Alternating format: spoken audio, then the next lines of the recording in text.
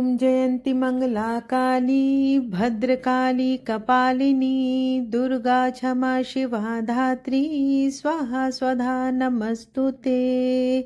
जय माता रानी।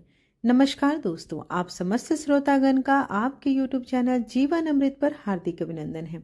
आज चैत्र नवरात्र का चौथा दिन है और आज माता कुष्मांडा की पूजा की जाती है।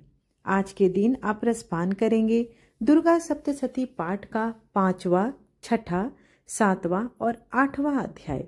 आशा करती हूँ कि आप सभी कथा का श्रवण हमेशा संपूर्ण करें ताकि आपको इससे कुछ लाभ मिल सके और दिल से कमेंट बॉक्स में जय माता रानी अवश्य लिखें।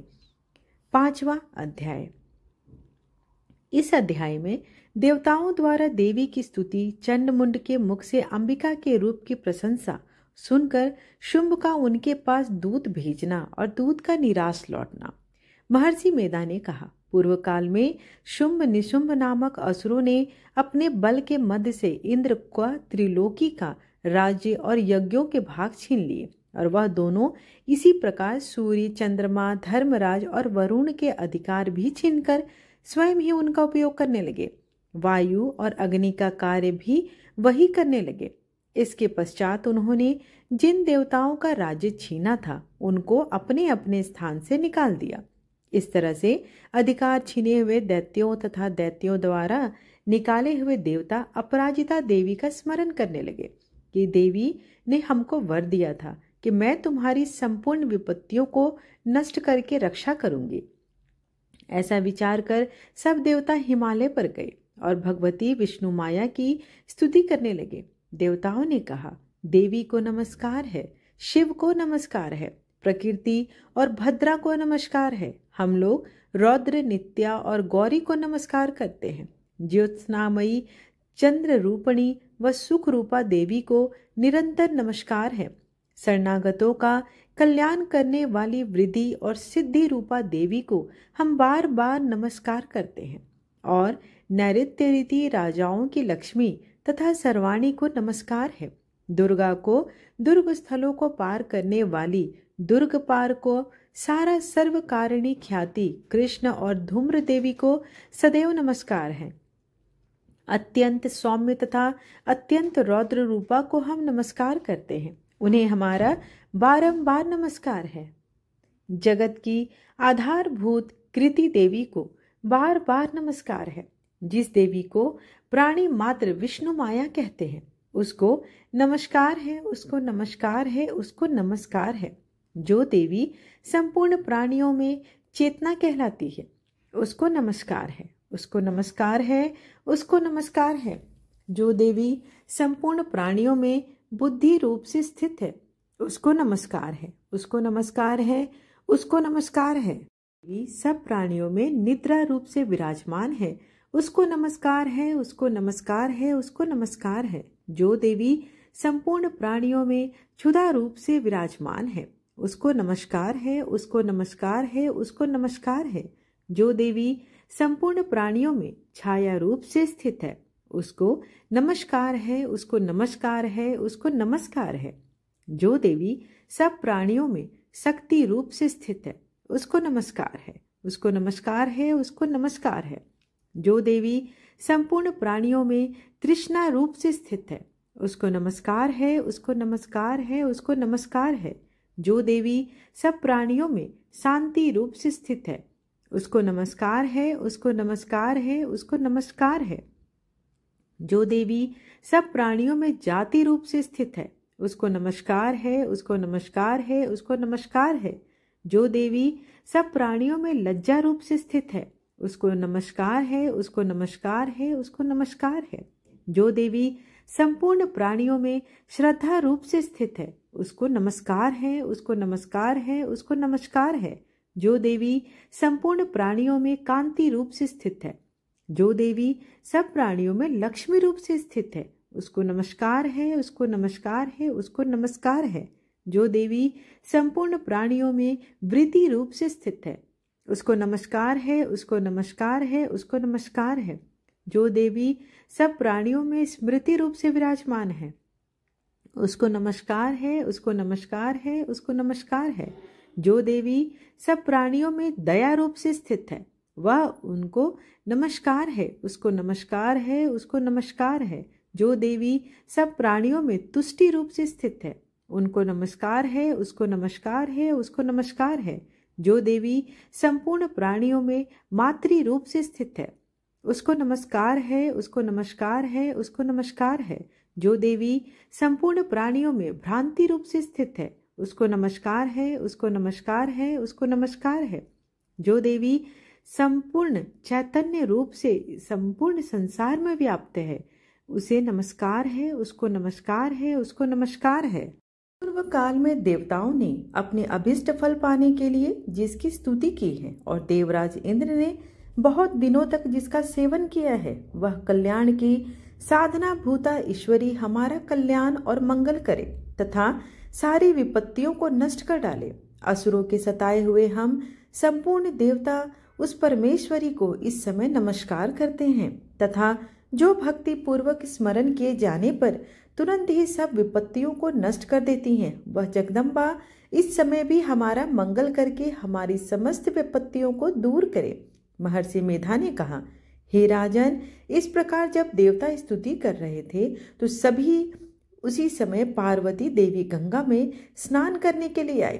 तब उनके शरीर से प्रकट होकर शिवा देवी बोली, शुंभ दैत्य के द्वारा स्वर्ग से निकले हुए और निशुंभ से हारे हुए यह देवता मेरी स्तुति कर रहे हैं। पार्वती के शरीर से अंबिका निकली, इसलिए उसको संपूर्ण लोक में कौशिकी कहते हैं। कौशिकी के प्रकट होने के पश्चात पार्वती देवी के शरीर का रंग काला हो गया और वह हिमालय पर रहने वाली कालिका देवी के नाम से प्रसिद्ध हो गई। फिर शुंभ और निशुंभ के दूत चंड मुंड वहां आए और उन्होंने परम मनोहर वाली अंबिका देवी को देखा। फिर वह शुंभ के पास जाकर बोले, महाराज, एक अत्यंत सुंदर स्त्री हिमालय को प्रकाशित कर रही है। वैसा रंग रूप आज तक हमने किसी स्त्री में नहीं देखा। हे असुरेश्वर, आप यह पता लगाएं कि वह कौन है और उसका ग्रहण कर ले। वह स्त्री स्त्रियों में रत्न है। वह अपनी कांति से 10 दिशाओं को प्रकाशित करती हुई वहां स्थित है, इसलिए आपको उसको अवश्य ही देखना चाहिए। हे प्रभु, तीनों लोकों के हाथी, घोड़े और मणि इत्यादि जितने भी रत्न हैं, वह सब इस समय आपके घर में शोभायमान है। हाथियों में रत्न रूप ऐरावत हाथी और उच्च श्रवा नामक घोड़ा तो आप इंद्र से ले आए हैं। हंसों द्वारा जुता हुआ विमान जो कि ब्रह्मा जी के पास था, अब भी आपके पास है। यह महापद्म नामक खजाना आपने कुबेर से छीना है। समुद्र से आपको सदा खिले हुए फूलों की किंजकिनी नामक माला दी है। वरुण का कंचन की वर्षा करने वाला छत्र आपके पास है। रथों में श्रेष्ठ प्रजापति का रथ भी आपके पास है। हे दैत्येंद्र, मृत्यु से उत्क्रांतिका नामक शक्ति भी आपने छीन ली है और वरुण का पास भी आपके भ्राता निशुंभ के अधिकार में है और जो अग्नि में न जल सके ऐसे 2 वस्त्र भी अग्निदेव ने आपको दिए हैं। हे दैत्यराज, इस प्रकार सारी रत्न रूपी वस्तुएं आप संग्रह कर चुके हैं, तो फिर आप यह कल्याणकारी स्त्रियों में रत्न रूप अनुपम स्त्री आप क्यों नहीं ग्रहण करते? महर्षि मेधा बोले, चंड मुंड का यह वचन सुनकर शुंभ ने विचारा कि सुग्रीव को अपना दूत बनाकर देवी के पास भेजा जाए।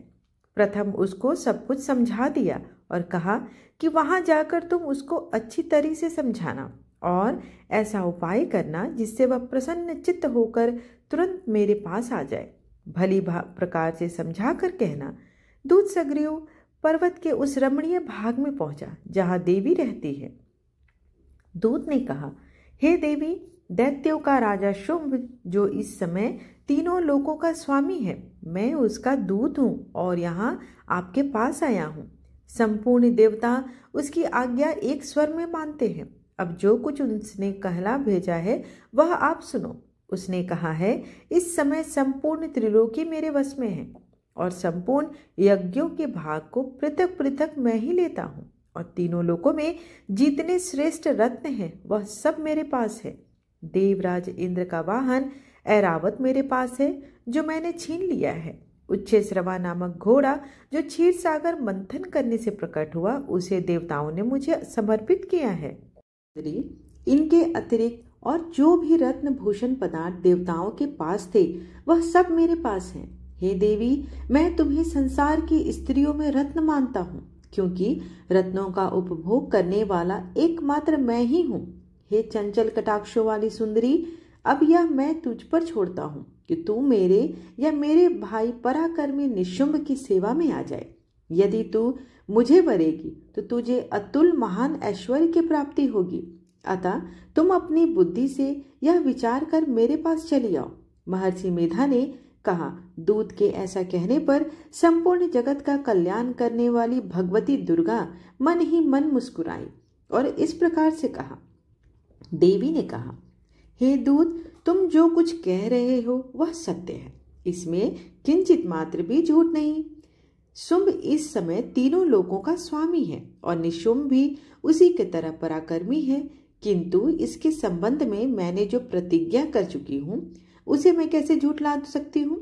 अतः तू मैंने जो प्रतिज्ञा की है उसे सुनो। जो मुझे युद्ध में जीत लेगा और मेरा अभिमान को खंडित करेगा तथा बल में मेरे समान होगा, वही मेरा स्वामी होगा। इसलिए शुंभ अथवा निशुंभ यहाँ आए और युद्ध में जीतकर मुझसे विवाह कर ले, इसमें भला देरी की क्या आवश्यकता है। दूत ने कहा, हे देवी, तुम अभिमान से भरी हुई हो, मेरे सामने तुम ऐसी बात न करो। इस त्रिलोकी में मुझे तो ऐसा कोई नहीं दिखाई देता जो शुंभ और निशुंभ के सामने ठहर सके। हे देवी, अब अन्य देवताओं में कोई शुंभ और निशुंभ के समान युद्ध में ठहर ही नहीं सकता। जो तुम जैसी स्त्री के उनके सामने रणभूमि में ठहर सकोगी। जिन शुंभ आदि असुरों के सामने इंद्र आदि देवता नहीं ठहर सके, फिर तुम अकेली स्त्री उनके सामने कैसे ठहर सकती हो। अतः तुम मेरा कहना मान लो और उनके पास चली जाओ, नहीं तो वे तुम्हें केस पकड़कर घसीटते हुए ले जाएंगे, तो तुम्हारा गौरव नष्ट हो जाएगा। इसलिए मेरी बात मान लो। देवी ने कहा, जो कुछ तुमने कहा बिल्कुल ठीक है। शुंभ और निशुंभ बड़े बलवान हैं, लेकिन मैं क्या कर सकती हूँ, क्योंकि मैंने जो बिना सोचे समझे जो प्रतिज्ञा की है। इसलिए तुम जाओ और मैंने जो कुछ भी कहा है वह सब आदर पूर्वक असुरेंद्र से कह दो। इसके पश्चात जो वह उचित समझे वो करे। 5वां अध्याय यहीं पर समाप्त हुआ। अब 6ठा अध्याय, जिसमें धूम्रलोचन के वध की कथा है। महर्षि मेधा ने कहा, देवी की बात सुनकर दूत क्रोध में भरा हुआ वहां से असुरेंद्र के पास पहुंचा और सारा वृतांत उनसे कहा। दूत की बात सुनकर असुरेंद्र के क्रोध का परावर न रहा और उसने अपने सेनापति धूम्रलोचन से कहा, धूम्रलोचन, तुम अपनी सेना सहित शीघ्र वहां जाओ। उस दुष्टा के केशों को पकड़कर उसे घसीटते हुए यहाँ लेकर आओ। यदि उसका रक्षा करने के लिए कोई दूसरा खड़ा हो, चाहे वह देवता हो, यक्ष हो अथवा गंधर्व ही क्यों ना हो, उसको तुम अवश्य मार डालना। महर्षि मेधा ने कहा। शुंभ के इस प्रकार आज्ञा देने पर धूम्रलोचन 60,000 राक्षसों की सेना को साथ लेकर देवी के पास पहुंचा और देवी को देख ललकार कर कहने लगा, अरे तू अभी शुंभ और निशुंभ के पास चल। यदि तू प्रसन्नता पूर्वक मेरे साथ न चलेगी तो मैं तेरे केसों को पकड़कर घसीटता हुआ ले चलूंगा। देवी बोली, असुरेंद्र का भेजा हुआ तेरे जैसा बलवान यदि बलपूर्वक मुझे ले जाएगा तो ऐसी दशा में मैं तुम्हारा क्या कर सकती हूँ। महर्षि मेधा ने कहा। ऐसा कहने पर धूम्रलोचन उसकी ओर लपका, किंतु देवी ने उसे अपनी हुंकार से ही भस्म कर डाला। यह देखकर असुर सेना क्रुद्ध होकर देवी की ओर बढ़ी, परंतु अंबिका ने उन पर तीखे बाणों, शक्तियों तथा फरसों की वर्षा आरंभ कर दी। इतने में देवी का वाहन भी अपनी ग्रीवा के बालों को झटकता हुआ और बड़ा भारी शब्द करता हुआ असुर सेना में कूद पड़ा। उसने कई असुर अपने पंजों से, कई अपने जबड़ों से और कई को धरती पर पटककर अपनी दाढ़ों से घायल करके मार डाला। उसने कई असुरों के अपने नख से पेट फाड़ डाले और कई असुरों का तो केवल थप्पड़ मारकर सिर धड़ से अलग कर दिया। कई असुरों की भुजाएं और सिर तोड़ डाले और गर्दन के बालों को हिलाते हुए अपने कई असुरों को पकड़कर उनके पेट फाड़कर उनका रक्त पी डाला। इस प्रकार के उस महाबलवान सिंह ने क्षण भर में असुर सेना को समाप्त कर दिया। शंभु ने जब यह देखा कि देवी ने धूम्रलोचन असुर को मार डाला है और उनके सिंह ने सारी सेना का संहार कर डाला, तब उसको बड़ा ही क्रोध आया। उसके क्रोध के मारे होठ फड़फड़ाने लगे और उसने चंड तथा मुंड नामक महाअसुरों को आज्ञा दी, हे चंड मुंड, तुम अपने साथ एक बड़ी सेना लेकर वहां जाओ और उस देवी के बाल पकड़कर उसे बांधकर तुरंत यहाँ लेकर आओ। यदि उसको यहाँ लाने में किसी प्रकार का संदेह हो तो अपनी सेना सहित उसे लड़ते हुए उसको मार डालो, और जब वह दुष्टा और उसका सिंह दोनों मारे जाएं, तब उन्हें बांधकर यहाँ अवश्य ले आना। महर्षि मेधा ने कहा, दैत्यराज की आज्ञा पाकर चंड और मुंड चतुरांगनी सेना को साथ लेकर हथियार उठाए हुए देवी से लड़ने के लिए चल दिए। हिमालय पर्वत पर पहुंचकर उन्होंने मुस्कुराती हुई देवी जो सिंह के ऊपर बैठी थी, जब असुर उनको पकड़ने के लिए तलवार लेकर उनकी ओर बढ़े, तब अंबिका को उन पर बड़ा क्रोध आया और मारे क्रोध के उनका मुख काला पड़ गया। उनकी भ्रुकुटियां चढ़ गई और उनके ललाट में से अत्यंत भयंकर तथा अत्यंत विस्तृत मुख वाली लाल आंखों वाली काली प्रकट हो गई, जो कि अपने हाथ में तलवार और पाश लिए हुए थी। वह विचित्र खड्ग धारण किए हुए थी तथा चीते के चर्म की साड़ी एवं नरमुंडों की माला पहन रखी थी। उसका मांस सूखा हुआ था और शरीर केवल हड्डियों का ढांचा ही था, और जो भयंकर शब्द से दिशाओं को पूर्ण कर रही थी। वह असुर सेना उन पर टूट पड़ी और दैत्यों का भक्षण करने लगी। वह पार्श्व रक्षकों, अंकुशधारी महावतों, हाथियों पर सवार योद्धाओं और घंटा सहित हाथियों को एक हाथ से पकड़ दूसरे के मुंह में डालकर खा जाती, और इस प्रकार वह घोड़ों, रथों, सारथियों और रथों में बैठे हुए सैनिकों को मुंह में डालकर भयानक रूप से चबा रही थी। किसी के केस पकड़कर, किसी को पैरों से दबाकर और किसी दैत्य को छाती से मसलकर मार रही थी। वह दैत्य के छोड़े हुए बड़े बड़े अस्त्रों शस्त्रों को मुंह में पकड़कर और क्रोध भर उनको दांतों में पीस रही थी। उसने कई बड़े बड़े 2 असुर भक्षण कर डाले, कितनों को रौंद डाला और कितने को ही मार के भाग गई। कितनों को उसने तलवार से मार डाला, कितनों को अपने दांतों में समाप्त कर दिया, और इस प्रकार से देवी ने क्षण भर में संपूर्ण दैत्य सेना को नष्ट कर दिया। यह देख महापराक्रमी चंड काली देवी की ओर पड़का। चंडमुंड ने भी देवी पर उनके भयानक बाणों की वर्षा आरंभ कर दी और अपने हजारों अस्त्र चक्र छोड़े।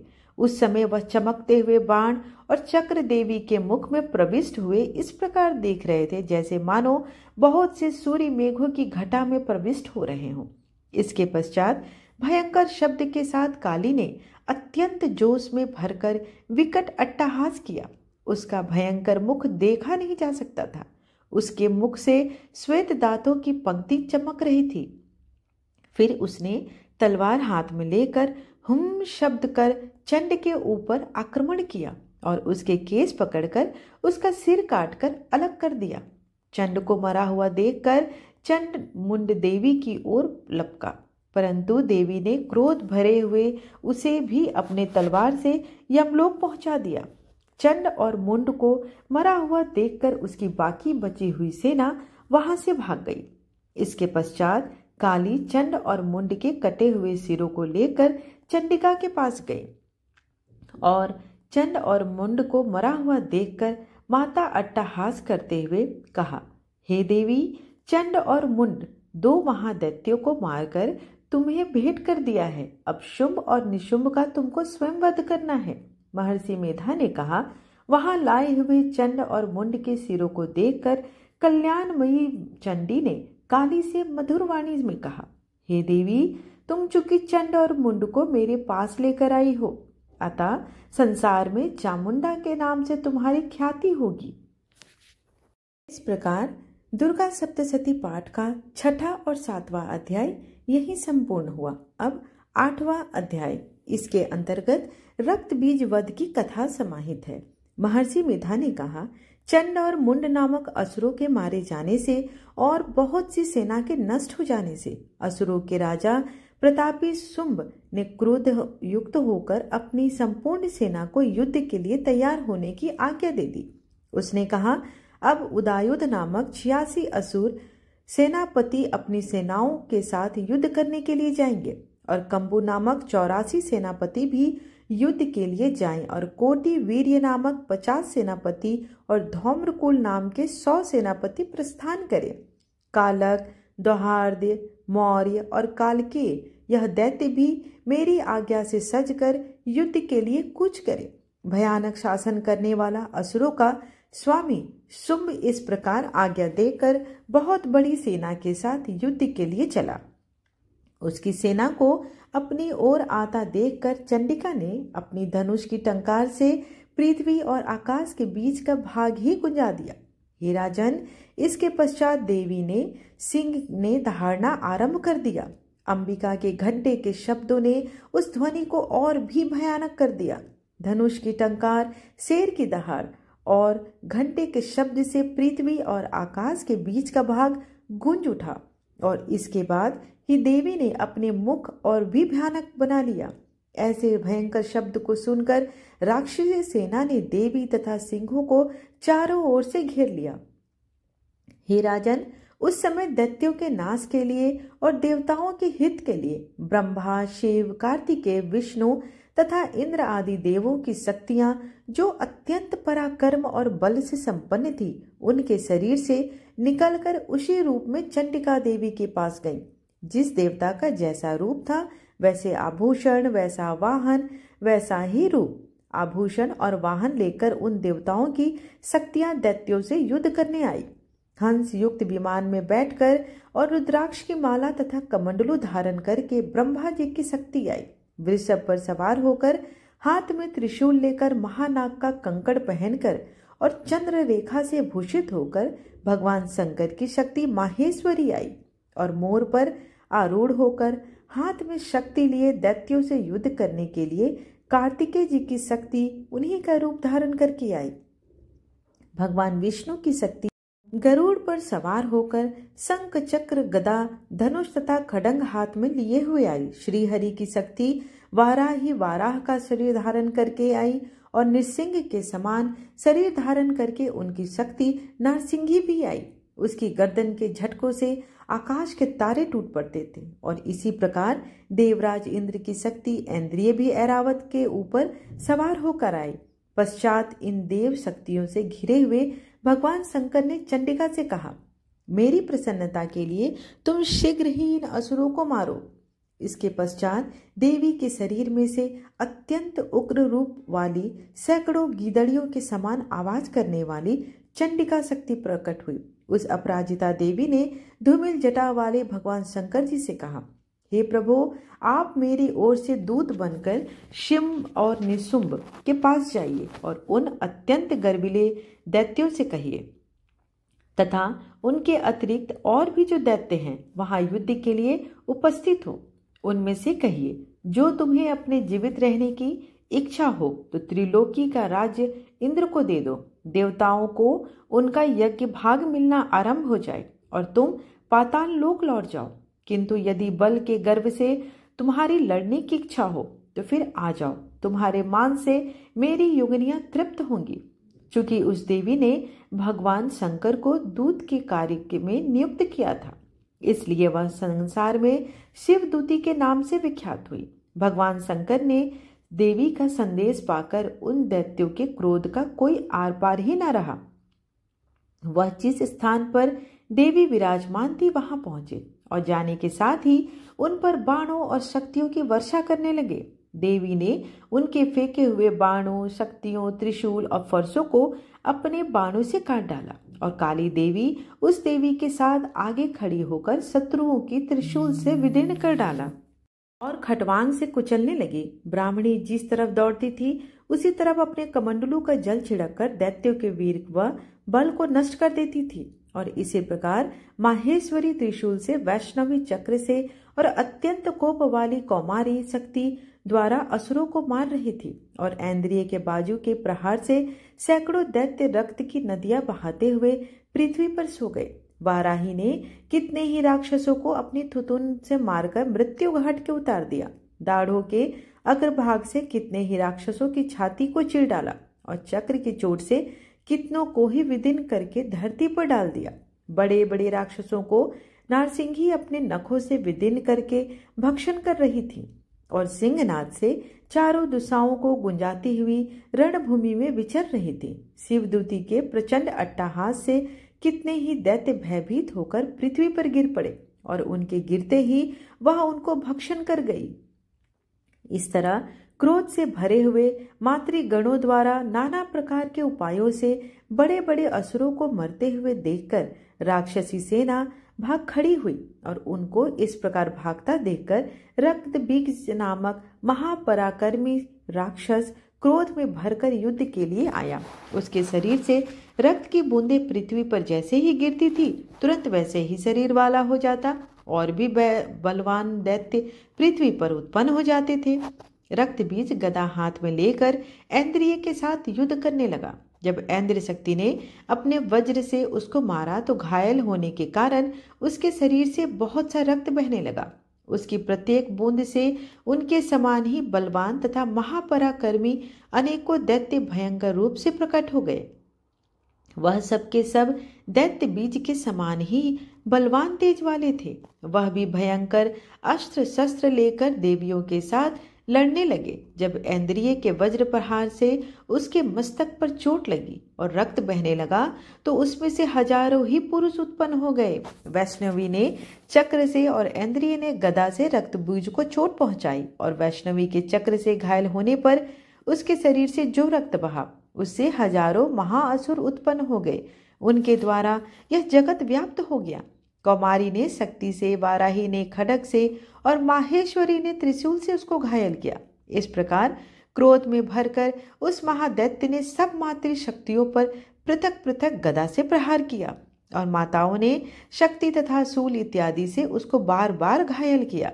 उससे सैकड़ों महादैत्य उत्पन्न हुए और इस प्रकार उस रक्त बीज के रुधिर से उत्पन्न हुए असुरों से संपूर्ण जगत व्याप्त हो गया, जिससे अब देवताओं को भय हो गया। देवताओं को भयभीत देखकर चंडिका ने काली से कहा, हे चामुंडे, अपने मुख को बड़ा करो और मेरे शस्त्रघात से उत्पन्न हुए रक्त बिंदुओं तथा रक्त से उत्पन्न असुरों को तुम भक्षण करो। इस प्रकार रक्त बिंदुओं से उत्पन्न हुए महादैत्यों को भक्षण करती हुई तुम रणभूमि में विचरो। इस प्रकार रक्त क्षीण होने से यह दैत्य अवश्य ही नष्ट हो जाएगा। काली के इस प्रकार कहकर चंडिका देवी ने रक्त बीज पर अपने त्रिशूल से प्रहार किया और काली देवी ने अपने मुख में उसका रक्त ले लिया। तब उसने गदा से चंडिका पर प्रहार किया। प्रहार से चंडिका को तनिक भी कष्ट न हुआ, किंतु रक्त बीज के शरीर से बहुत सा रक्त बहने लगा। लेकिन उसके गिरने के साथ ही काली ने उसको अपने मुख में ले लिया। काली के मुख में उस रक्त को जो भी असुर उत्पन्न हुए उनको उसने भक्षण कर लिया और रक्त को पीती गई। तदंतर देवी ने रक्त बीज